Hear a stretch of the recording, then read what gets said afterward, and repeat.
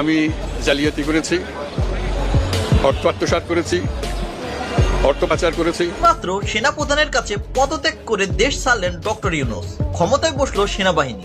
অপরদিকে আজ দুপুরবেলা সেনাবাহিনীর সহায়তায় বাংলাদেশে প্রবেশ করলো সাবেক প্রধানমন্ত্রী শেখ হাসিনা। এদিকে এবার 15ই মার্চে দেশে ফিরছে সাবেক প্রধানমন্ত্রী শেখ হাসিনা। দেশ ছেড়ে পালাচ্ছে উপদেষ্টা ও ডক্টর মোহাম্মদ ইউনূস। মহা বিপদে সমন্বয়ক এবং তার উপদেষ্টারা। দর্শক, আপনারা দেখতে পাচ্ছেন ডক্টর ইউনূসের পদত্যাগের জন্য এখানে কিন্তু ঝাড়ু মিছিল হচ্ছে, জুতা মিছিল হচ্ছে এবং সরাসরি গণভবনের দিকে এগিয়ে যাচ্ছে এবং তাদের একটাই দাবি ডক্টর ইউনূস যাতে অতি দ্রুত পদত্যাগ করে। এবং এখানে কিন্তু লক্ষাধিক মানুষ উপস্থিত হয়েছে এবং সকলে কিন্তু ডক্টর ইউনূসের পদত্যাগ চাচ্ছে। এখানে দেখতে পাচ্ছেন মহিলারাও কিন্তু সেই মিছিলে সামিল হয়েছে এবং তাদেরও সেই একই দাবি, ডক্টর ইউনূস দেশ চালাতে অক্ষম এবং তিনি দেশ চালানোর মতো ক্ষমতা রাখে না। তাই তো এখানে গেল কয়েকদিন যাবৎ সোশ্যাল মিডিয়াতে শেখ হাসিনার অবস্থান এবং তিনি বাংলাদেশে ফিরবেন এই মর্মে বেশ কিছু পোস্ট, ফেসবুক স্ট্যাটাস, পাশাপাশি বাংলাদেশ আওয়ামী লীগ ফ্যান ক্লাব, বাংলাদেশ আওয়ামী লীগ বিভিন্ন যে পেজগুলো আছে সেখান থেকে পোস্ট করা হচ্ছে। সাবেক প্রধানমন্ত্রী জননেত্রী শেখ হাসিনা দেশে ফিরছেন বীরের বেশে। সব জায়গাতেই খবরটা বর্তমানে আছে। সুতরাং যারা আওয়ামী লীগের সমর্থক যারা আছেন তারা রেডি হয়ে যাবেন। আপনারা, প্রধানমন্ত্রী ফিরতেছেন, ফিরেই উনি ডক্টর ইউনূসকে ফেলে দিয়ে সাথে সাথে দায়িত্ব নিয়ে নেবেন, রাষ্ট্রের ভিতরে মানে ক্ষমতা নিয়ে নেবেন, আবার প্রধানমন্ত্রিত্ব ফিরে উনি যাবেন। প্রধানমন্ত্রীর সম্মানেই কিন্তু রয়েছে। শেখ হাসিনার সাথে কিন্তু যে কথোপকথন গুলা নরেন্দ্র মোদীর সাথে হয় এবং অজিত দোভালের সাথে হয়, শেখ হাসিনা প্রধানমন্ত্রীর সম্মান দিয়েই কিন্তু কথাগুলো হয়। তার মানে শেখ হাসিনা যদি বাংলাদেশে আসে তাহলে মোটামুটি। সুপ্রিয় দর্শক মন্ডলী, আসসালামু আলাইকুম ওয়া রাহমাতুল্লাহ। আশা করি সবাই ভালো আছেন, সুস্থ আছেন। স্বাগত আমাদের আরেকটি নতুন ভিডিওতে। সুপ্রিয় দর্শক মন্ডলী, ভিডিও থাম্বনেল টাইটেল ও ভিডিওর কিছু অংশ বিশেষ থেকে আপনারা ইতিমধ্যে ধারণা করতে পেরেছেন যে আজকের ভিডিওটি কতটা গুরুত্বপূর্ণ। সুপ্রিয় দর্শক মন্ডলী, আসুন আমরা সেই অংশ বিশেষগুলোর বিস্তারিত আলোচনা দেখে আসি, যা দেখলে আপনারা রীতিমতো অবাক হয়ে যাবেন। সুপ্রিয় দর্শক, আপনারা বুঝতে পারবেন দেশ কোন দিকে যাচ্ছে এবং ক্ষমতা ঘাড় খাতে যাচ্ছে, আবারও দেশে কি গন্ডগোল তৈরি হচ্ছে, সম্পূর্ণ বিষয়ে দেশের পরিস্থিতি সম্পর্কে আপনারা পরিস্থিতির ধারণা লাভ করতে পারবেন। আসুন আমরা সেই ভিডিওটির বিস্তারিত আলোচনা, অংশ বিশেষগুলোর সম্পূর্ণ বিস্তারিত আলোচনা দেখে আসি। তার আগে আপনাদের প্রতি ছোট্ট একটা রিকোয়েস্ট, যারা আমার চ্যানেলের নতুন, চ্যানেলটি সাবস্ক্রাইব করে like comment share. Doctor Yunus দেশ চালাতে অক্ষম এবং তিনি দেশ চালানোর মতো ক্ষমতা রাখে না। তাই তো এখানে গেল কয়েকদিন যাবৎ সোশ্যাল মিডিয়াতে শেখ হাসিনার অবস্থান এবং তিনি বাংলাদেশে ফিরবেন এই মর্মে বেশ কিছু পোস্ট, ফেসবুক স্ট্যাটাস, পাশাপাশি বাংলাদেশ আওয়ামী লীগ ফ্যান ক্লাব, বাংলাদেশ আওয়ামী লীগ বিভিন্ন যে পেজগুলো আছে সেখান থেকে পোস্ট করা হচ্ছে। সম্প্রতি একজন নেতা, আওয়ামী লীগের একজন নেতা, তিনি আপনার ভারতীয় গণমাধ্যম ANI কে একটা সাক্ষাৎকার দিয়েছিলেন। ওই সাক্ষাৎকারটাকে বেসিস করে আজকে 13 তারিখ, আগামীকালকে 14 আর পরের দিন 15ই মার্চ বাংলাদেশে ফিরছেন শেখ হাসিনা, অথবা বাংলাদেশে তিনি অবস্থান করছেন এই মর্মে কিন্তু আপনি দেখেছেন নিশ্চয়ই আপনার আইডিতে থাকা বা বিভিন্ন জায়গা থেকে আওয়ামী লীগ পোস্ট করছে। আসলে ঘটনার সত্যতা কি? দেখেন, বাংলায় একটা কথা আছে যে পাগলের সুখ মনে মনে। যাদের মাথায় সামান্য ন্যূনতম সেন্স আছে, অথবা ধরেন কি বলে যে সামান্য বুঝ জ্ঞান আছে, তারা এই বিষয়গুলোকে একটু বোঝার কথা।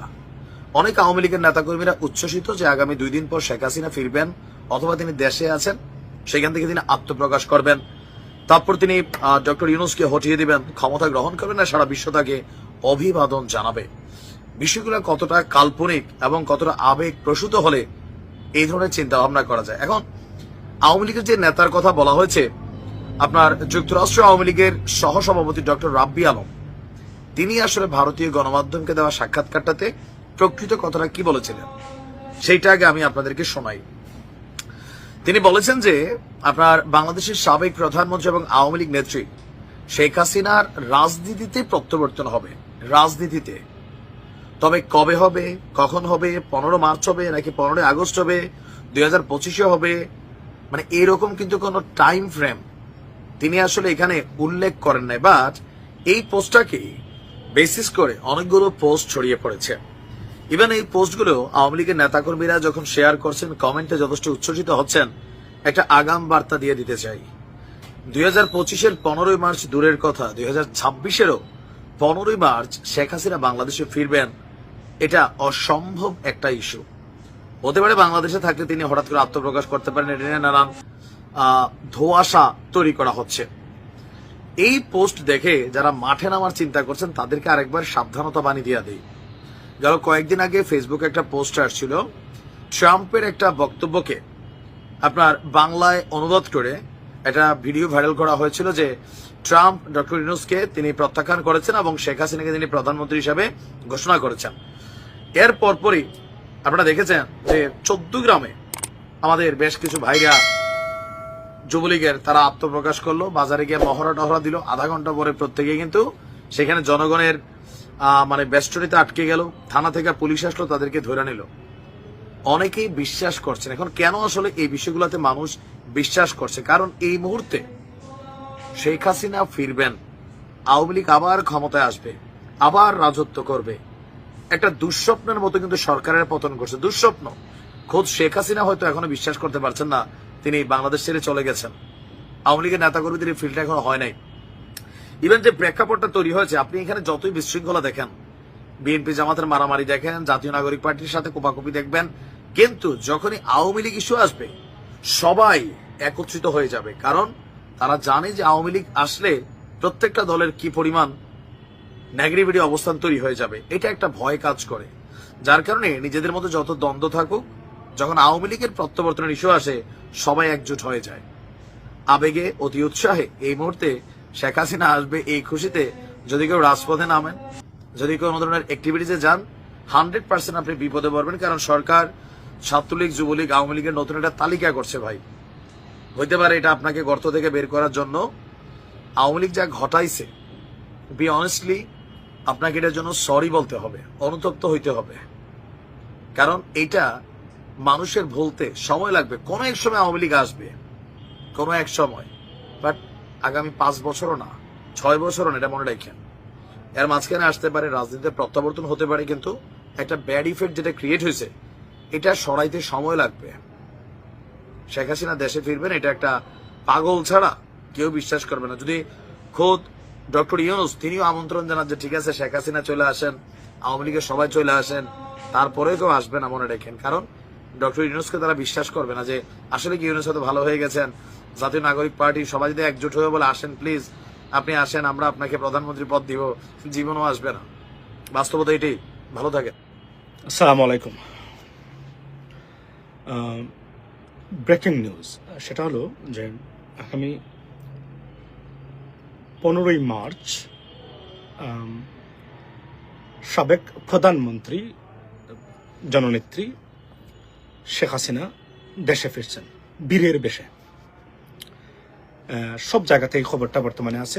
সুতরাং যারা আওয়ামী লীগের সমর্থক যারা আছেন তারা রেডি হয়ে যাবেন। আপনারা প্রধানমন্ত্রী ফিরতেছেন, ফিরেই উনি ডক্টর ইউনূসকে ফেলে দিয়ে সাথে সাথে দায়িত্ব নিয়ে নেবেন, রাষ্ট্রের ভিতরে মানে ক্ষমতা নিয়ে নেবেন, আবার প্রধানমন্ত্রিত্ব ফিরে উনি যাবেন আর কি।